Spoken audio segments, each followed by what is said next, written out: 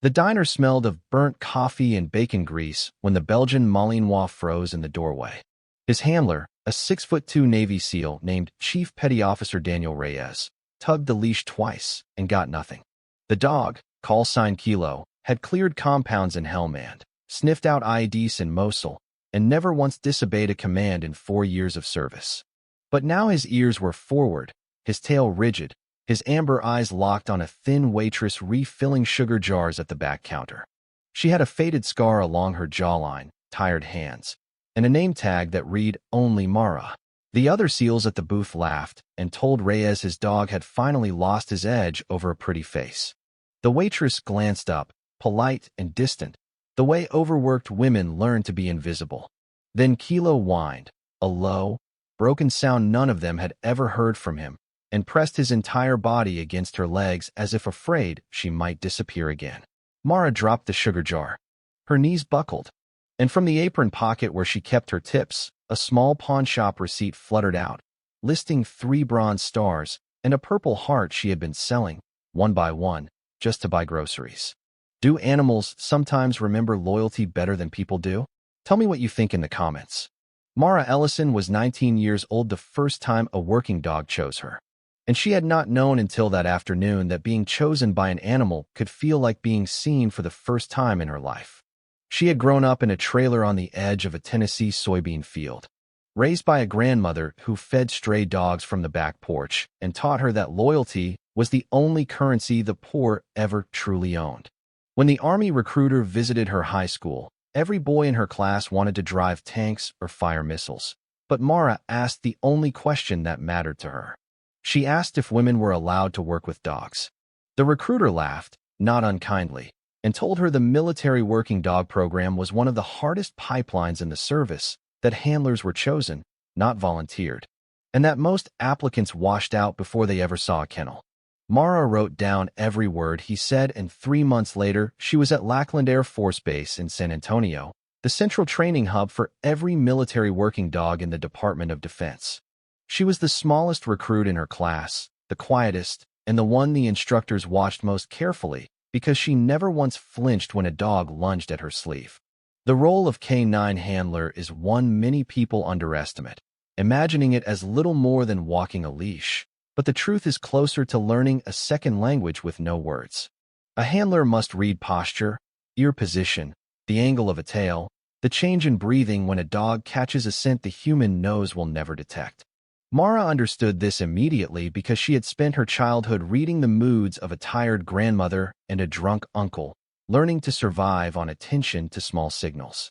Her first instructor was a master sergeant named Pruitt who told her that dogs do not lie, do not exaggerate, do not save face.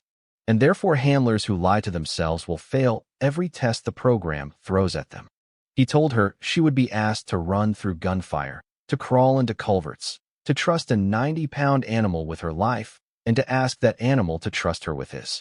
He told her most people quit the first week. Mara did not quit. She wrote letters home about a dog she had not yet been assigned, describing the partner she hoped would one day choose her back. She joined a role many people underestimated because she knew, even at 19, that the world is full of soldiers who want to be seen and very few who want to listen. Working dogs needed listeners. Mara had been listening her entire life. The dog they assigned her was a sable Belgian Malinois named Kilo, 18 months old, born in the Netherlands and shipped to Lackland with a temperament report that read, in red ink, high drive, requires patient handler. 3 trainees had already failed to bond with him. The 4th had been bitten through the forearm during a redirect exercise. When Pruitt walked Mara to the kennel, he did not promise her she would succeed. He simply opened the gate and stepped back. Kilo did not approach her. He sat in the corner of the run, watching, and Mara understood without being told that the first lesson of K9 work is to let the dog decide. She sat on the concrete floor for 47 minutes that first afternoon, not speaking, not reaching, not making eye contact, until Kilo finally rose and walked a slow circle around her, sniffed the back of her neck, and lay down 3 feet away. Pruitt watched from the observation window and wrote a single word in his notebook: patience. Training a military working dog is not a series of tricks, but a layered architecture of trust, repetition, and discipline that takes between 8 and 12 months to build into an operational team. Mara learned obedience commands in English, German, and Dutch, the three languages most working dogs are conditioned to. She learned that a single inconsistent correction can undo a week of progress, that praise must be immediate and precise, that a handler who shows fear will create a dog who shows fear, and that scent work is the closest thing to magic the human body will ever witness. Kilo was trained as a dual-purpose dog, certified in explosives detection and patrol work, which meant Mara had to teach him to find the odor of TNT, ammonium nitrate, and 7 other compounds, while also remaining calm enough to release a bite on command in a crowded room. The hardest skill was not the bite. The hardest skill was the recall. A dog in full pursuit, adrenaline saturated, must turn the instant his handler calls his name, and that turn is built only on thousands of small moments of earned faith. Mara built those moments at 4 in the morning, when the kennels were quiet and no one was watching. She brushed Kilo's coat, checked his paws for cracks, fed him by hand for the first month, so he learned that her voice meant safety. She practiced scent recognition with cotton swabs hidden in PVC pipes, rewarding him with a rubber Kong toy he treated like a sacred object. She learned to sleep next to his crate when he had nightmares, because even working dogs dream, and even working dogs wake up afraid. By the end of their certification course, Pruitt told her she had done something rare. He said most handlers train their dogs. The good ones train alongside their dogs. But Mara, he said, had been trained by hers, and that was the only kind of partnership that survived a war zone. She graduated 3rd in her class and pinned her crossed rifle's insignia onto a uniform that suddenly fit a little tighter across the shoulders, because she had grown into something her childhood self could never have imagined. Their first deployment was to a forward operating base in Helmand Province, Afghanistan, a sun-bleached compound of HESCO barriers and plywood bee huts where the air smelled permanently of dust and diesel. Mara was 22 years old, attached to a Marine infantry battalion as a specialized search team, and her job was simple in description and impossible in practice. She and Kilo walked ahead of patrols, clearing roads, culverts, and compounds for improvised explosive devices before any human boot touched the ground. The first patrol she remembered with full clarity was a dawn movement through a village called Nawa, where intelligence reports indicated a network of pressure plate IEDs buried along a goat path the Marines needed to traverse. Mara walked Kilo on a 15-foot lead, reading his body the way a sailor reads weather. When he paused, she paused. When he tilted his head a quarter-inch to the left, she froze the entire patrol with a raised fist. 3 times that morning he indicated, sitting down with absolute stillness, his nose pointed at a patch of disturbed earth. The explosive ordnance disposal team confirmed every find. 2 artillery shells wired to a cell phone trigger, a pressure plate beneath a flat stone, a daisy chain of 3 rounds linked by command wire running back to a tree line. The Marines who had laughed at the small woman and her fuzzy mine detector stopped laughing after that morning, and the platoon sergeant, a hard man named Vasquez, started saving the last of his coffee for her every dawn. Deployment was not the action film civilians imagined. It was hours of heat, boredom, and hypervigilance broken by minutes of terror. Most days Kilo found nothing because there was nothing to find, and most evenings Mara cleaned his paws with saline because the gravel cut him in ways the medics did not bother to document. She kept a small notebook in which she recorded his weight, his appetite, his reaction times, because a working dog is a precision instrument, and a precision instrument must be maintained. The base also ran her ragged in less dramatic ways. Patrols at 3 in the morning. Equipment checks at midnight. Briefings she had to fight to be invited to, because some officers still believed dog handlers were support personnel rather than tip-of-the-spear assets. She learned to advocate for Kilo's rest cycles when commanders pushed for one more sweep, because a tired dog is an inaccurate dog, and an inaccurate dog gets people killed. She learned that responsibility, in her job, did not stop at her own life. It extended to every Marine walking behind her. There was one night she would carry forever, not because of combat, but because of silence.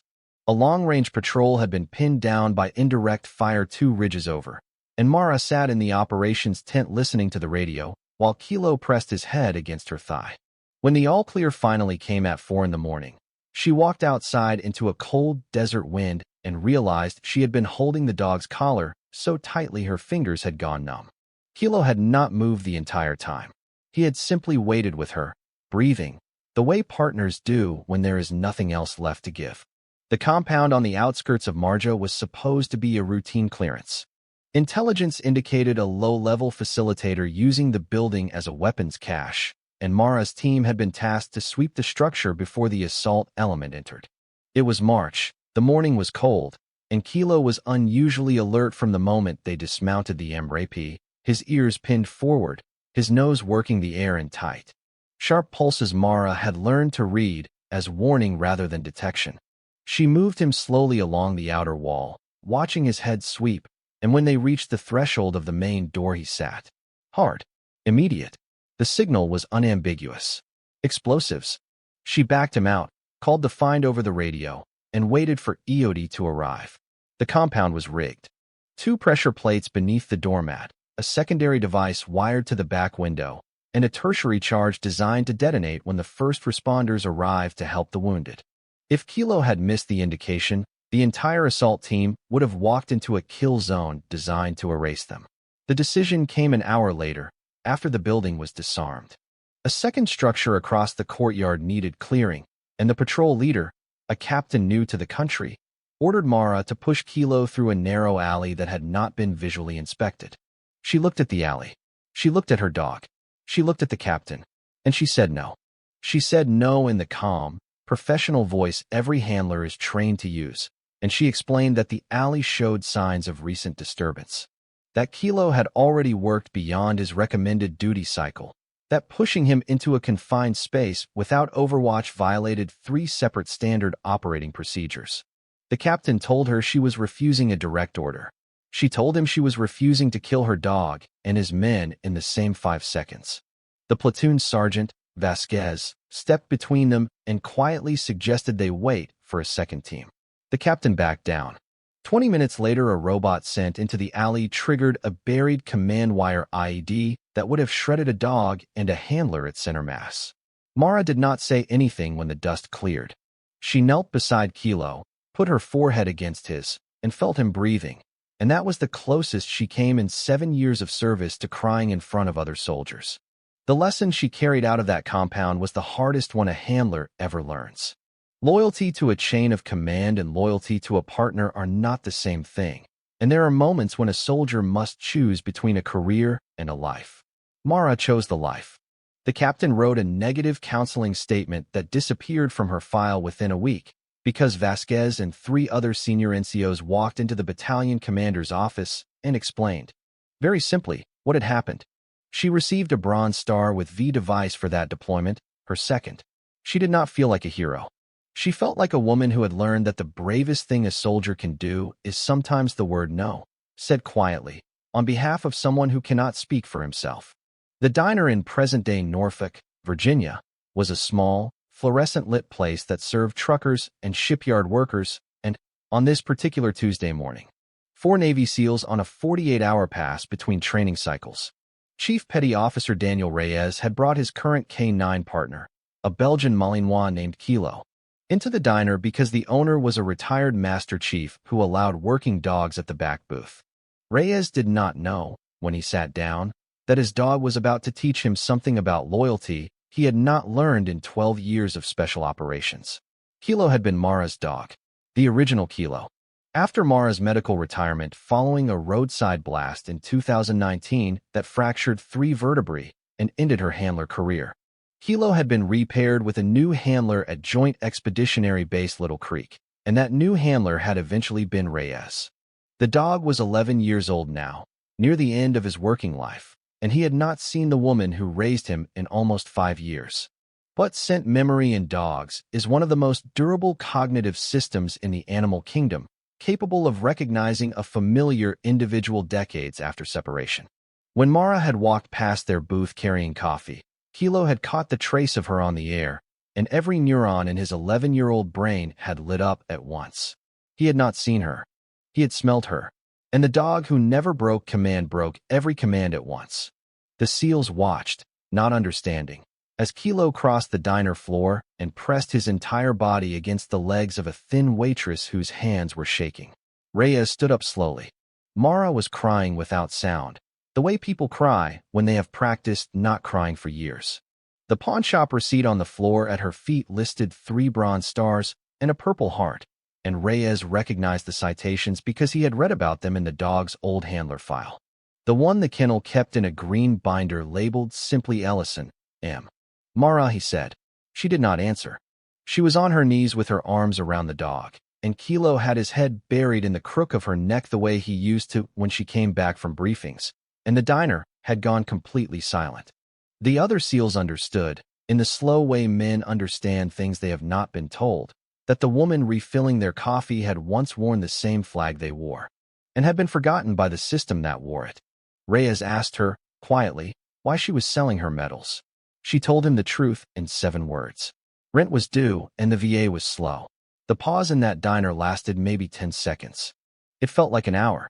And in that hour, every man at that booth understood that the silent bond between a soldier and a working dog is sometimes the only witness to a service that the paperwork forgets.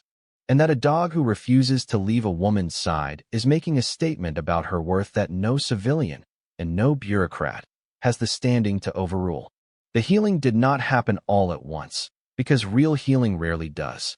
It started with Reyes paying for Mara's coffee that morning, then paying her overdue rent that afternoon, then driving her to the Norfolk, Virginia office the following Monday with a folder of advocacy paperwork and a phone number for a SEAL Foundation case manager who answered her call within 11 minutes. Kilo rode in the back seat the entire way, his head resting on Mara's shoulder, and he did not stop touching her once during the 40-minute drive. The medals came back from the pawn shop within a week. Reyes and 3 other SEALs from his troop had pooled the money quietly, without telling her, and the owner of the shop, a Vietnam veteran named Earl, had refused to take any markup once he understood whose ribbons he was holding. The bronze stars and the purple heart were returned to Mara in their original cases, cleaned and polished, and she did not know what to say, so she did not say anything. She put them in a drawer where they belonged, because medals are a record of something a person did, not a thing a person needs to display. Kilo retired 3 months later. The Department of Defense allows retiring military working dogs to be adopted by their former handlers when feasible, and Reyes filed the paperwork himself. Then drove the dog to Mara's small apartment with a vest, a bed, a vet record, and a bag of food. He told her Kilo had chosen her in a diner. The Navy was just signing off on a decision the dog had already made. Mara took a job at the regional MWD program at Lackland 6 months after that, working as a civilian instructor, teaching young handlers how to read their dogs and how to say no to bad orders. She walked with a slight limp from the blast that had ended her career, and she carried a small notebook in her back pocket the way she had carried one in Helmand. And the trainees who passed through her classroom learned things they would not learn from any field manual. They learned that patience is a tactical skill. They learned that a dog's silence is information. They learned that the bond between handler and K9 is not a metaphor, but a measurable physiological partnership built on thousands of small, honest moments. Kilo lived 2 more years. He died on a Sunday morning in October, in his bed, with his head on Mara's lap and her hand on his chest. And she felt the last breath leave him the way she had felt his first deployment breath leave him in a desert outside Nawa, slow and deliberate and unafraid. She buried him under a magnolia tree at the back of the Lackland kennels, where every working dog passes during training, and the marker she placed on his grave read, "Only Kilo. Partner. Never left." Reyes came to the small ceremony. So did Vasquez, retired now, and Pruitt, gray and stooped, and a young female handler from Mara's classroom who had asked, quietly, if she could come and stand at the back. Loyalty, Mara realized that afternoon, survives time. It survives distance. It survives injury and silence and the long, slow grinding of bureaucracies that forget. It survives because something in a dog and something in a soldier remembers what the world keeps trying to make them forget. Mara Ellison still works at Lackland today. She is 41 years old, walks with a cane on cold mornings, and keeps a single photograph on her desk of a sable Belgian Malinois named Kilo standing beside a young woman in desert camouflage who is smiling in a way she had forgotten she was capable of. Smiling. The trainees who come through her program do not always know her full story. They know she was a handler. They know she was wounded. They know she does not tolerate sloppy work or shortcuts in scent training. And they know that when she tells them no, the answer is no. What they learned from her, without her ever framing it as a lesson, is that loyalty is the slowest and most expensive thing a human being can build and the cheapest thing a human being can throw away. They learned that the bond between a soldier and a working dog is not a story about war, but a story about presence, about the willingness to stand beside another living creature through fear, exhaustion, boredom, and grief, without asking for anything in return except the chance to stand there again tomorrow. Mara's medals sit in a drawer in her small apartment, and the drawer is rarely opened, because the medals were never the point. The point was a dog who walked across a diner floor on arthritic hips, because he caught the scent of the only person in the world who had ever taught him that he was safe. The point was a Navy SEAL who paid attention to his dog instead of his pride. The point is that somewhere in this country, right now, there is a veteran who is being quietly forgotten by the system she served. And the only ones who remember her clearly are the animals who walked beside her. If this story moved you, remember that loyalty does not expire. It just waits.